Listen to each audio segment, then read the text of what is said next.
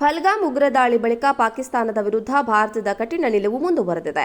ಸಿಂಧೂ ನದಿ ನೀರು ಒಪ್ಪಂದ ರದ್ದು ಮಾಡಿದ್ದು, ರಾಜತಾಂತ್ರಿಕ ಸಂಬಂಧ ಕಡಿದಿದ್ದು, ಅಟ್ಟಾರಿ ಗಡಿ ಬಂದ್ ಮಾಡಿದ್ದು, ವಾಯು ಪ್ರದೇಶವನ್ನ ನಿರ್ಬಂಧಿಸಿದ್ದು, ಹೀಗೆ ಸಾಲು ಸಾಲು ಕ್ರಮಗಳನ್ನ ಭಾರತ ತೆಗೆದುಕೊಂಡಿದೆ.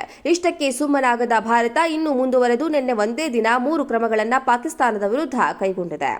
ಪಾಕಿಸ್ತಾನ ಮೂಲಕ ಯಾವುದೇ ಸರಕುಗಳನ್ನು ನೇರವಾಗಿಯಾಗಲಿ ಪರೋಕ್ಷವಾಗಿಯಾಗಲಿ ಆಮದು ಮಾಡಿಕೊಳ್ಳದಂತೆ ಭಾರತವು ನಿಷೇಧ ಹೇರಿದೆ.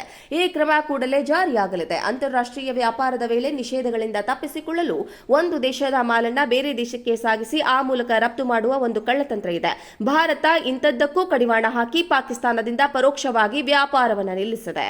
ಪಾಕಿಸ್ತಾನದ ಯಾವ ಹಡಗುಗಳು ಭಾರತದ ಯಾವುದೇ ಬಂದರುಗಳನ್ನು ಪ್ರವೇಶಿಸದಂತೆ ನಿಷೇಧಿಸಲಾಗಿದೆ. ಹಾಗೆಯೇ ಭಾರತದ ಯಾವ ಹಡಗು ಕೂಡ ಪಾಕಿಸ್ತಾನದ ಬಂದರುಗಳನ್ನು ಪ್ರವೇಶಿಸದಂತೆ ನಿರ್ಬಂಧಿಸಲಾಗಿದೆ. ಭಾರತದ ಆಸ್ತಿಗಳು ಮತ್ತು ಸೌಕರ್ಯಗಳ ಸುರಕ್ಷತೆ ದೃಷ್ಟಿಯಿಂದ ಈ ಕ್ರಮವನ್ನು ತೆಗೆದುಕೊಳ್ಳಲಾಗಿದೆ. ಪಾಕಿಸ್ತಾನದಿಂದ ಭಾರತಕ್ಕೆ ಯಾವುದೇ ಪೋಸ್ಟ್ ಬರದಂತೆ ನಿರ್ಬಂಧಿಸಲಾಗಿದೆ. ಪಾಕಿಸ್ತಾನದೊಂದಿಗೆ ಭಾರತ ಪೂರ್ಣವಾಗಿ ಪೋಸ್ಟಲ್ ಸರ್ವಿಸ್ ಲಿಂಕ್ ಅನ್ನು ಕಡಿದುಕೊಂಡಿದೆ. ನೆಲದ ಮೂಲಕವಾಗಲಿ ಆಕಾಶದಿಂದಾಗಲಿ ಪಾಕಿಸ್ತಾನದಿಂದ ಭಾರತಕ್ಕೆ ಯಾವುದೇ ಪತ್ರ ಇತ್ಯಾದಿ ಪಾರ್ಸಲ್ ಬರದಂತೆ ಅಥವಾ ಇಲ್ಲಿಂದ ಪಾಕಿಸ್ತಾನಕ್ಕೆ ಅವು ಹೋಗದಂತೆ ಭಾರತ ನಿಷೇಧಿಸಿದೆ.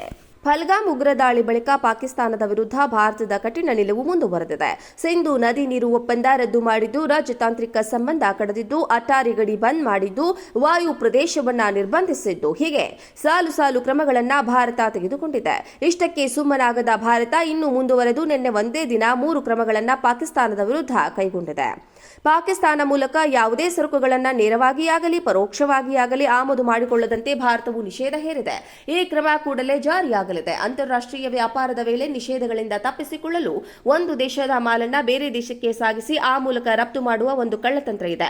ಭಾರತ ಇಂಥದ್ದಕ್ಕೂ ಕಡಿವಾಣ ಹಾಕಿ ಪಾಕಿಸ್ತಾನದಿಂದ ಪರೋಕ್ಷವಾಗಿ ವ್ಯಾಪಾರವನ್ನು ನಿಲ್ಲಿಸಿದೆ. ಪಾಕಿಸ್ತಾನದ ಯಾವ ಹಡಗುಗಳು ಭಾರತದ ಯಾವುದೇ ಬಂದರುಗಳನ್ನು ಪ್ರವೇಶಿಸದಂತೆ ನಿಷೇಧಿಸಲಾಗಿದೆ. ಹಾಗೆಯೇ ಭಾರತದ ಯಾವ ಹಡಗು ಕೂಡ ಪಾಕಿಸ್ತಾನದ ಬಂದರುಗಳನ್ನು ಪ್ರವೇಶಿಸದಂತೆ ನಿರ್ಬಂಧಿಸಲಾಗಿದೆ. ಭಾರತದ ಆಸ್ತಿಗಳು ಮತ್ತು ಸೌಕರ್ಯಗಳ ಸುರಕ್ಷತೆ ದೃಷ್ಟಿಯಿಂದ ಈ ಕ್ರಮವನ್ನು ತೆಗೆದುಕೊಳ್ಳಲಾಗಿದೆ. ಪಾಕಿಸ್ತಾನದಿಂದ ಭಾರತಕ್ಕೆ ಯಾವುದೇ ಪೋಸ್ಟ್ ಬರದಂತೆ ನಿರ್ಬಂಧಿಸಲಾಗಿದೆ. ಪಾಕಿಸ್ತಾನದೊಂದಿಗೆ ಭಾರತ ಪೂರ್ಣವಾಗಿ ಪೋಸ್ಟಲ್ ಸರ್ವಿಸ್ ಲಿಂಕ್ ಅನ್ನು ಕಡಿದುಕೊಂಡಿದೆ.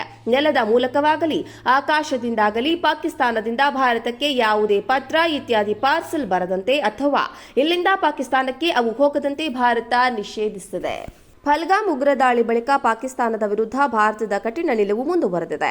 ಸಿಂಧೂ ನದಿ ನೀರು ಒಪ್ಪಂದ ರದ್ದು ಮಾಡಿದ್ದು, ರಾಜತಾಂತ್ರಿಕ ಸಂಬಂಧ ಕಡಿದಿದ್ದು, ಅಟ್ಟಾರಿ ಗಡಿ ಬಂದ್ ಮಾಡಿದ್ದು, ವಾಯು ಪ್ರದೇಶವನ್ನ ನಿರ್ಬಂಧಿಸಿದ್ದು, ಹೀಗೆ ಸಾಲು ಸಾಲು ಕ್ರಮಗಳನ್ನ ಭಾರತ ತೆಗೆದುಕೊಂಡಿದೆ. ಇಷ್ಟಕ್ಕೆ ಸುಮ್ಮನಾಗದ ಭಾರತ ಇನ್ನೂ ಮುಂದುವರೆದು ನಿನ್ನೆ ಒಂದೇ ದಿನ 3 ಕ್ರಮಗಳನ್ನ ಪಾಕಿಸ್ತಾನದ ವಿರುದ್ಧ ಕೈಗೊಂಡಿದೆ. ಪಾಕಿಸ್ತಾನ ಮೂಲಕ ಯಾವುದೇ ಸರಕುಗಳನ್ನು ನೇರವಾಗಿಯಾಗಲಿ ಪರೋಕ್ಷವಾಗಿಯಾಗಲಿ ಆಮದು ಮಾಡಿಕೊಳ್ಳದಂತೆ ಭಾರತವು ನಿಷೇಧ ಹೇರಿದೆ. ಈ ಕ್ರಮ ಕೂಡಲೇ ಜಾರಿಯಾಗಲಿದೆ. ಅಂತಾರಾಷ್ಟ್ರೀಯ ವ್ಯಾಪಾರದ ವೇಳೆ ನಿಷೇಧಗಳಿಂದ ತಪ್ಪಿಸಿಕೊಳ್ಳಲು ಒಂದು ದೇಶದ ಮಾಲನ್ನ ಬೇರೆ ದೇಶಕ್ಕೆ ಸಾಗಿಸಿ ಆ ಮೂಲಕ ರಫ್ತು ಮಾಡುವ ಒಂದು ಕಳ್ಳತಂತ್ರ ಇದೆ. ಭಾರತ ಇಂಥದ್ದಕ್ಕೂ ಕಡಿವಾಣ ಹಾಕಿ ಪಾಕಿಸ್ತಾನದಿಂದ ಪರೋಕ್ಷವಾಗಿ ವ್ಯಾಪಾರವನ್ನು ನಿಲ್ಲಿಸಿದೆ. ಪಾಕಿಸ್ತಾನದ ಯಾವ ಹಡಗುಗಳು ಭಾರತದ ಯಾವುದೇ ಬಂದರುಗಳನ್ನು ಪ್ರವೇಶಿಸದಂತೆ ನಿಷೇಧಿಸಲಾಗಿದೆ. ಹಾಗೆಯೇ ಭಾರತದ ಯಾವ ಹಡಗು ಕೂಡ ಪಾಕಿಸ್ತಾನದ ಬಂದರುಗಳನ್ನು ಪ್ರವೇಶಿಸದಂತೆ ನಿರ್ಬಂಧಿಸಲಾಗಿದೆ. ಭಾರತದ ಆಸ್ತಿಗಳು ಮತ್ತು ಸೌಕರ್ಯಗಳ ಸುರಕ್ಷತೆ ದೃಷ್ಟಿಯಿಂದ ಈ ಕ್ರಮವನ್ನು ತೆಗೆದುಕೊಳ್ಳಲಾಗಿದೆ. ಪಾಕಿಸ್ತಾನದಿಂದ ಭಾರತಕ್ಕೆ ಯಾವುದೇ ಪೋಸ್ಟ್ ಬರದಂತೆ ನಿರ್ಬಂಧಿಸಲಾಗಿದೆ. ಪಾಕಿಸ್ತಾನದೊಂದಿಗೆ ಭಾರತ ಪೂರ್ಣವಾಗಿ ಪೋಸ್ಟಲ್ ಸರ್ವಿಸ್ ಲಿಂಕ್ ಅನ್ನು ಕಡಿದುಕೊಂಡಿದೆ.